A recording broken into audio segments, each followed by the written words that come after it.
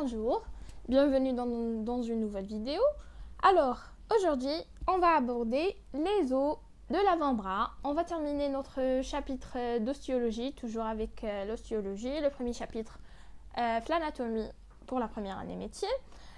Alors, comme la dernière fois, on a vu le seul os du bras, c'est l'humérus. Donc, on va aujourd'hui aborder l'un des deux os de l'avant-bras, c'est le radius. Alors, comme une vue générale, l'avant-bras, il est constitué de quoi? L'avant-bras, il est constitué de deux os. L'os le radius qui est situé latéralement. On a l'ulna qui est situé médialement. Alors, comme tu vois, le radius il est situé latéralement ou l'ulna qui est situé médialement. D'accord. Donc, on va avec le radius. Donc, l'avant-bras est constitué de deux os longs. Donc, on a des os qui sont longs. Qui m'a la répartition des os. On a les os longs, on a les os courts, on a les os plats ou on a les os qui sont irréguliers, qui m'a les sésamouillés, donc on a les vertèbres, etc. Des os longs. Pourquoi ils sont longs? Parce qu'ils présentent deux épiphyses qui sont là, donc deux épiphyses, et une diaphyse qui est le corps de l'os. Donc ce sont le radius et l'ulna médialement. Donc le radius, il présente une tête et un col assez peu développés, tandis que sa base est massive. Donc comme tu vois, la tête et le col qui le voilà, donc ils sont peu développés par rapport à l'extrémité inférieure où là qu'elle est plus volumineuse, qu'elle est plus grosse. Donc l'inverse peut être observé pour l'ulna. Donc on a l'inverse tao pour l'ulna. L'extrémité supérieure, elle est plus grosse, elle est plus massive, elle est plus développée par rapport à l'extrémité inférieure, inversement au radius. Donc on a les observations اللي يقدروا يخلونا نشدوا مليح في راسنا l'anatomie تاع l'os تاعنا. Donc نحافظوا باللي le radius, l'extrémité inférieure, elle est plus volumineuse que l'extrémité supérieure ou là que sa tête. Là inversement par rapport à l'ulna. OK. Donc la diaphyse radiale présente une courbure supinatrice et en bas une courbure pronatrice. Donc les courbures اللي نهضروا عليهم اللي جايين كيما نقولوا حنا كيما الالتواء جاي في العظم هادو يخلوا لو راديوس تاعنا يخلوه يدير لنا les mouvements de pronosupination. Donc on a la pronation et la supination. La pronation, quand je prends quelque chose معناتها كيما راهي دايره la flèche en vert, voilà, je prends معناتها ندور يدي للداخل médialement. La supination, quand je la relâche, c'est la supination. Donc, nous comme conclusion que le radius est un os qui n'est pas fixe. À la l'ulna, en revanche, l'ulna, elle est fixe, c'est un os fixe. Donc, le radius n'est pas fixe parce qu'il présente deux courbures. Donc, on a une courbure pronatrice et une courbure supinatrice. Voilà, تقدر تخليه يدور على l'ulna qu'elle est fixe. Donc, on يدور على l'ulna, oui, assure l'ulna, le mouvement de pronosupination. D'accord. Nibdao avec le radius. Donc, on a la définition du radius. Donc, on a la définition et sa situation. Donc, il forme avec l'ulna le squelette de l'avant-bras qui mèchefna. Donc, l'avant-bras est constitué de deux os. Alors que le bras, il est constitué d'un seul os. La dernière vidéo, c'est l'humérus. D'accord. Donc, c'est l'os de la pronosupination. Parce qu'il présente deux courbures qui marahum baynin hnaya. Donc, on a une courbure pronatrice et une courbure supinatrice. Donc la supinatrice, elle est présente en haut, voilà, et la courbure pronatrice, elle est là, elle existe en bas.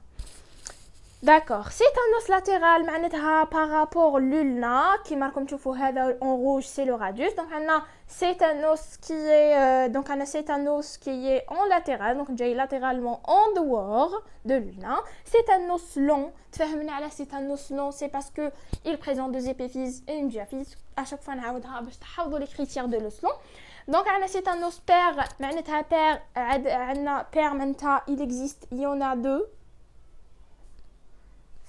l'organisme, donc droit et gauche, le radius droit et gauche, asymétrique par rapport à son axe. Il est asymétrique. معناتها كون نجو نناظروا ولا ampli في la moitié donc في la partie moyenne تاع la diaphyse l'extrémité supérieure ما تتطابقش ولا ماهيش elle est différente par rapport à l'extrémité inférieure. معناتها il est asymétrique par rapport à son axe. D'accord. Les articulations اللي يديرهم le radius تاعنا. Donc انا les articulations ono عندنا زوج. ono معناتها الجهه الفوقانيه على زوج supérieurement. عندنا avec le capitulum de l'humérus اللي قريناه la dernière fois قلنا في l'extrémité inférieure تاع l'humérus نصيبوا le capitulum. Donc عندنا la trochlée. La trochlée elle s'articule avec l'ulna. Le capitulum il s'articule avec la tête ou là c'est la fossette radiale. Donc on a le fort, donc un extrémité supérieure à le radius pardon. Donc on a la fossette ou on a le pourtour, voilà. Donc on ouvre comme. Donc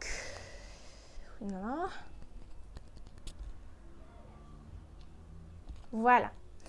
Donc on a la fossette. Donc on a la fossette radiale, elle est là. Donc on a la fossette radiale, elle est là où laisse le cupule. Ou on a le pourtour radial, les rois mentionnés en deux. Voilà. Donc on a le 1 et le 2, les rois, la fossette radiale et le pourtour radial. Donc on a tout en A constitue la tête radiale. Ok, parfait. Donc la fossette هي اللي تارتيكولا مع le capitulum de l'humérus. OK.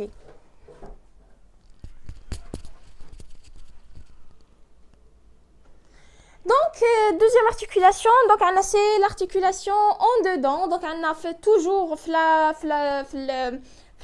la partie supérieure ou l'épiphyse supérieure ou la tête du radius, la tête radiale.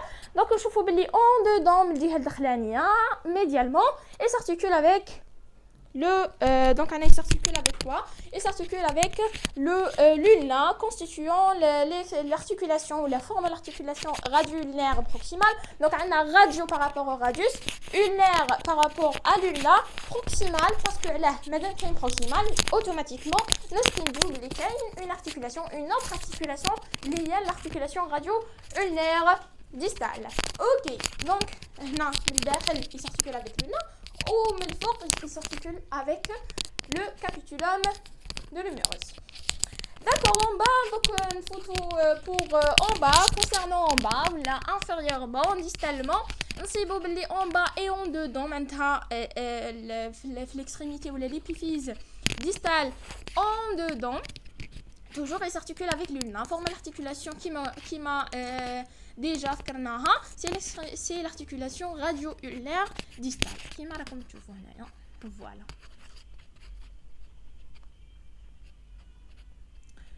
En bas aussi, inférieurement, il s'articule avec le condyle carpien. Le condyle carpien, donc on a le carpe, on a le métacarpe, on a les phalanges. Donc on a le carpe, c'est la première rangée, la rangée la plus supérieure. Donc on a crânial, talama, la main, tana. Donc on a le condyle carpien, voilà. Il s'articule avec l'extrémité inférieure, le radius, voilà, constituant l'articulation radio-carpienne. Radio par rapport au radius, carpienne par rapport au carpe, qui m'a mentionné au numéro 4. Voilà. D'accord. Je finis les articulations qui diront le radius tana. Donc on trouve la mise en place. La mise en place, c'est beaucoup plus نسحقوها en TP باش نعرفوا كيفاش رايحين نبلاصو le radius تاعنا في le squelette تاعنا.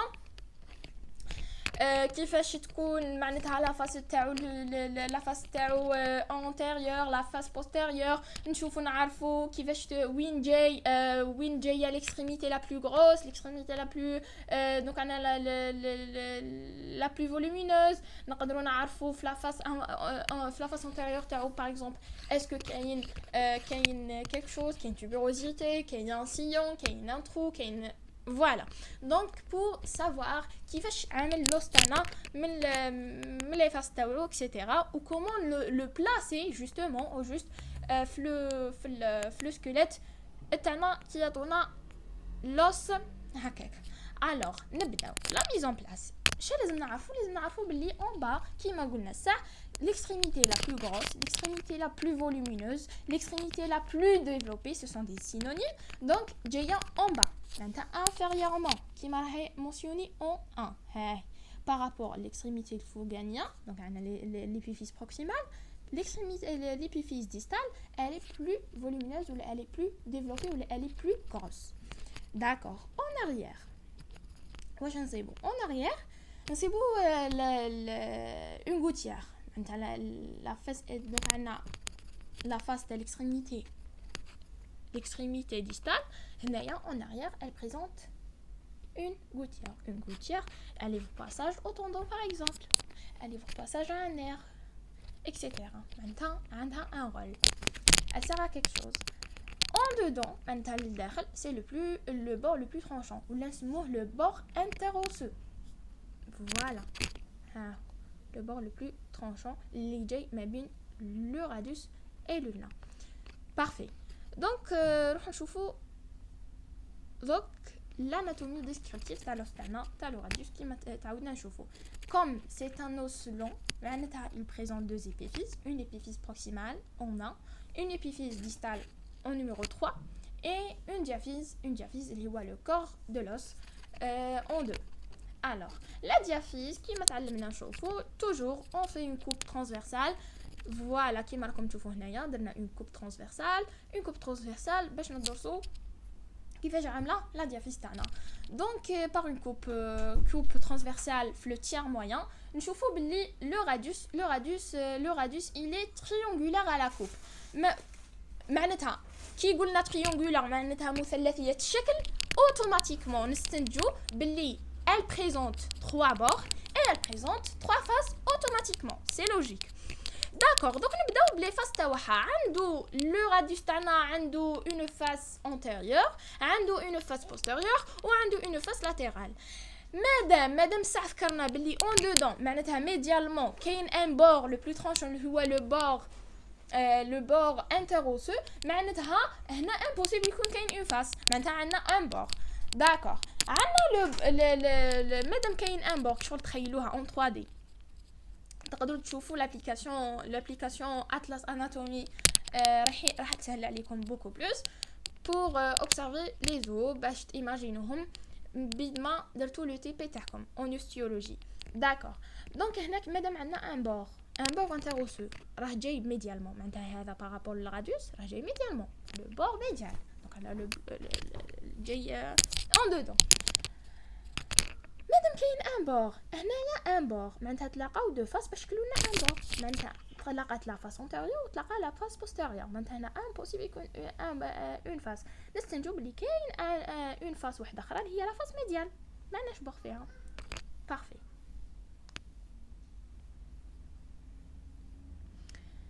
دونك انا لا فاس نرجعوا لا ديافيس تاعنا راديال لا فاس انتيريور نشوفوا باللي elle s'étend de la tuberosité radiale maintenant la tuberosité radiale elle s'élargit en bas. Donc انا مادام تقرب l'extrémité distale elle s'élargit pardon donc مادام كيما قلنا la face antérieure تاعنا تبدا من تحت la tuberosité tout de suite من تحت la tuberosité radiale كيما راكم تشوفوا هنايا et elle s'élargit معناتها تبدا تكبر elle s'élargit تعرض حتى تلحق l'extrémité distale où elle devient large تبدا plus large. Elle présente quoi عندها حاجه برك لا فاس antérieure فيها un trou nourricier ou نسموه le foramen nourricier. Foramen c'est le synonyme de trou. Donc madame كاين un trou qu'est-ce que ça veut dire? Ça veut dire que Ça veut dire que elle livre passage un passage maintenant là pour drainer l'ostana. D'accord. Donc donc la face postérieure. Donc la face postérieure, elle est étroite au nous. Elle est peu excavée à sa partie moyenne. Donc excavation maintenant دي برزة لا برا كون بالبوها نحسو بها في la face postérieure تاعها. Elle est étroite au nous. Voilà. شوفوا la face latérale. Donc la face latérale تاعنا la face latérale elle est convexe. Donc عندنا كاين concave وكاين convexe. concave معناتها جايه للداخل. شتو كيما نجيبو ان بالون. دونك عندنا ان بالون نقسموه نديروا له اون كوب ترانسفيرسال معناتها نقسموه نشوفوا باللي الداخل تاعو يكون ان فيد معناتها الي كونكاف. هذاك سي سكون ابل كونكاف. كون نجيو نتوشو لو بالون من برا نقولوا بلي سي ان بالون كونفيكس معناتها على برا اون دوور. اوكي هنا لوس تاعنا في لافاس لاتيرال تاعو الي كونفيكس. فوالا. دونك عندنا نشوفوا لي بور. عندنا لو بور ميديال اللي هو لو بور ميديال ولا لو بور انتروسو اللي هو لو بلو ترانشون. عندنا لو بور antérieur وعندنا لو بور postérieur. دونك عندنا لو بور antérieur اللي هو هذا qui est mentionné en B. عندنا لو بور postérieur voilà on sait. وعندنا لو بور médial انتروسو سي en A اللي جاي ما بين le radius et le nain من جهة le nain. Donc pourquoi l'intérêt clinique تاعنا هنايا c'est que le corps تاع le radius تاعنا la diaphyse تاعو la partie inférieure elle est palpable. On peut la palper كيما راه يدير هنا l'examen تاعو. Il fait la palpation تاعو. Donc l'extrémité inférieure تاع le corps تاعنا elle est palpable. Voilà نقدروا نحسوا بها. دونك نشوفوا دروك نعاودوا نرجعوا l'extrémité بعد ما كملنا لا diaphyse. نشوفوا دروك l'extrémité proximale ومن بعد نروحوا l'extrémité distale. Alors l'extrémité proximale. Donc l'extrémité proximale il y a deux éléments. On a la tête ou on a le col. La tête en A ou le col en B. La tête شافيها elle est constituée de quoi? D'une fossette radiale ou la cupule il s'articule avec le capitulum de l'humérus. Ou on a en deux qui est mentionné en deux, c'est le pourtour radial tout autour تاع لا تيت. وعندنا لا فوسيت هذه هي لا تيت اون كملنا معها. لو بي وين جاي اللي هو لو كول كي مونسيوني يجي غنا هنا يجي تحت لا تيت برك تحتو tout de suite من تحتو il présente quoi? Il présente la tuberosité radiale. Voilà اللي عليها وتبدا لا فاصون تاعها. نعم. Donc l'extrémité supérieure. Donc on a l'extrémité supérieure تاع l'extrémité supérieure ou l'extrémité proximale le radius, elle présente quoi? Elle est constituée d'une tête et d'un col. Une tête, la tête تاعنا بروحها تتشكل من زوج صوالح اللي هو la fossette radiale, le cupule qui s'articule avec le capitulum de l'humérus, ou عندنا le pourtour radial. Le col, le deuxième élément اللي هو le col. Le col, il présente à sa partie inférieure la tuberosité radiale. Juste تحتو كاين la tuberosité radiale. Voilà. L'intérêt clinique, donc, ce qui est palpable, l'extrémité proximale, c'est la tête radiale. La tête radiale, quand nous voyons la face postérieure de le coude, voilà, qui m'a comme tu vois, elle est palpable. Nous pouvons palper l'examination. Parfait. Donc, une photo de l'extrémité distale. Donc, on a l'extrémité distale qui m'a dit c'est l'extrémité la plus volumineuse par rapport au radius. Donc, c'est la plus grosse, la plus développée. Donc, de forme prismatique quadrangulaire, elle présente donc 5 faces. On a la face inférieure qui présente une surface articulaire avec le condyle carpien. Voilà. Constituant l'articulation radiocarpienne. Alors, on a la face antérieure en B. On a la face postérieure mais je vais faire la photo. On a la face latérale, voilà, qui se termine avec le styloïde radial. On a le processus styloïde, donc voilà, qui m'a comme tu vois là. On a le médial, donc on a une face médiale présente l'incisure ulnaire qui s'articule avec la tête de l'ulna. Voilà, هنا وين تتarticule avec l'incisure avec l'ulna, constituant l'articulation radio-ulnaire distale. D'accord. Donc pour l'intérêt clinique, donc on va l'intérêt clinique هنا دايرين des explorations radiologiques. Voilà, il est très bien mentionné. Donc voilà, on a le radius qui est situé latéralement. Donc il est situé latéralement par rapport à l'ulna qui est située médialement. D'accord. Donc les pathologies, comme tous les autres, donc on a la fracture. Donc on a la fracture de l'extrémité distale, elle est la plus fréquente. Kain avec et son déplacement. Comme tu vois là, avec déplacement qui fait l'extrémité la plus volumineuse de le radius, ou on a sans déplacement. Voilà. Ok. Sans déplacement. Maintenant, ça sera une fracture. Blam, il déplace à la dame, blast. Donc voilà, on a terminé avec le radius. C'est simple. Donc, c'est hyper simple. Mais qu'est-ce que soit le bzaf, les ينشرحوا فيه. برك لازم نعاود ما فيش بزاف aussi les trucs اللي لازم نحفظوا. برك لازم تعاودوهم هذا مكان. تقدروا aussi تستعملوا l'application de Atlas Anatomy pour mieux fixer les schémas en 3D. Voilà, sinon c'est ça, on a terminé avec le radius. On se rencontre inchallah dans une nouvelle vidéo pour terminer les os le membre thoracique. On termine inchallah l'ulna et les os de la main. كملنا le premier chapitre d'ostéologie, les voies du membre thoracique pour l'anatomie. Donc j'espère que c'était clair. نتلاقاو ان شاء الله dans une nouvelle vidéo. والسلام عليكم ورحمة الله تعالى وبركاته.